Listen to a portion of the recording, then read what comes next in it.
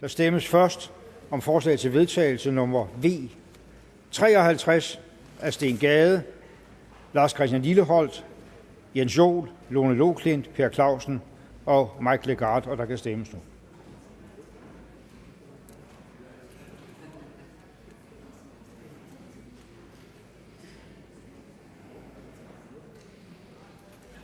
Og jeg slutter afstemningen. For stemte 92, imod stemte 18. Ingen stemte hverken for eller imod. Forslaget er vedtaget, og herefter er forslag til vedtagelse nummer V 54 af Mikkel Dencker og Joachim B. Olsen bortfaldet, og hermed er forespørgslen afsluttet. Det næste punkt på dagsordenen er tredje behandling af lovforslag nummer L 143, forslag til lov om ændring af lov om nedsættelse af statstilskud til kommuner ved forhøjelse af den kommunale skatteudskrivning af økonomi- og indenrigsministeren. Der er ikke stillet ændringsforslag. Ønsker nogen at udtale sig? Det er ikke tilfældet. Vi går til afstemning om lovforslagets endelige vedtagelse nu.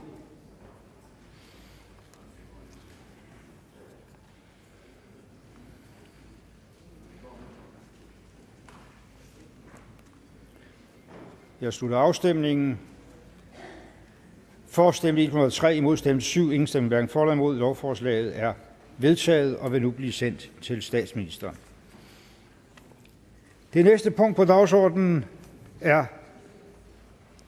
tredje behandling af lovforslag nummer L 166, forslag til lov om ændring af lov om social pension, lov om højeste, mellemste og forhøjet almindelig og almindelig førtidspension med videre, lov om individuel boligstøtte og lov om børnetilskud og forskudsvis udbetaling af børnebidrag af ministeren for børn, ligestilling, integration og sociale forhold. Der er ikke stillet ændringsforslag. Ønsker nogen at udtale sig?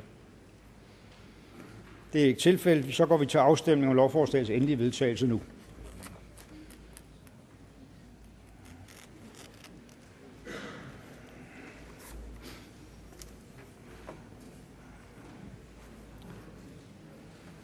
Og jeg slutter afstemningen. Forslaget er enstemmigt vedtaget med 108 stemmer og vil nu blive sendt til statsministeren.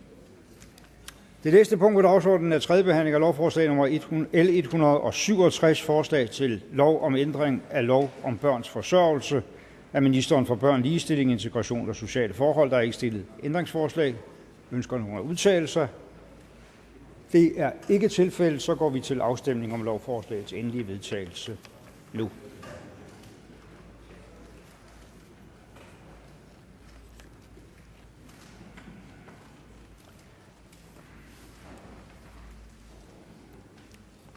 Og jeg slutter afstemningen. Lovforslaget er enstemmigt vedtaget med 106 stemmer og vil nu blive sendt til statsministeren.